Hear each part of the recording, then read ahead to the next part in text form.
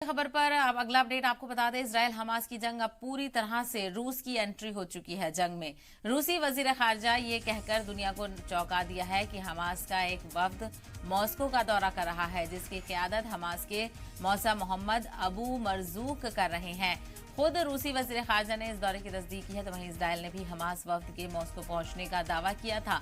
Media reports के हवाले से दावा यह भी किया जा रहा है कि इससे पहले रूस के नायब वजीर खारजा कतर में हमास के लीडरान से मिल चुके हैं। इस दौरान दोनों के बीच यरगमालियों की रिहाई को लेकर चर्चा हुई। ऐसे में इम्कान है कि मॉस्को में भी यरगमाल की रिहाई पर चर्चा हो सकती है।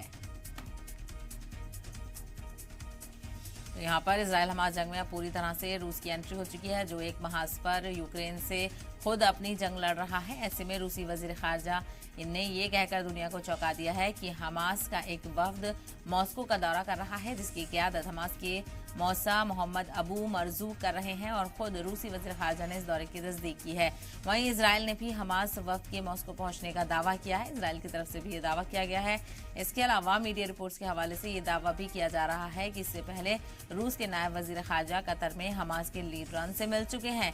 इस दौरान दोनों के बीच यरगमालियों की रिहाई को लेकर चर्चा हुई। ऐसे में इम्कान है कि मॉस्को में भी यरगमालियों की रिहाई पर चर्चा हो सकती है। तो रूस यहाँ पर हमास से बातचीत करता हुआ नजर आ रहा है। दूसरी तरफ फलस्तीन के सपोर्ट में भी रूस नजर आ रहा है और यही कहा जा रहा है कि इस जंग का जल्द से जल्द खात्मा हो, जो हजारों की तादाद में मासूम लोगों की जिंदगियां जा रही हैं और जिस तरह का बहरान गाजा में देखने को मिल रहा है, उससे जल्द अज जल्द निपटा जाए। तो आज इस जंग को 21 दिन हो चुके हैं और लगातार ये जंग शिद्दत इख्तियार करती हुई नजर आ रही है।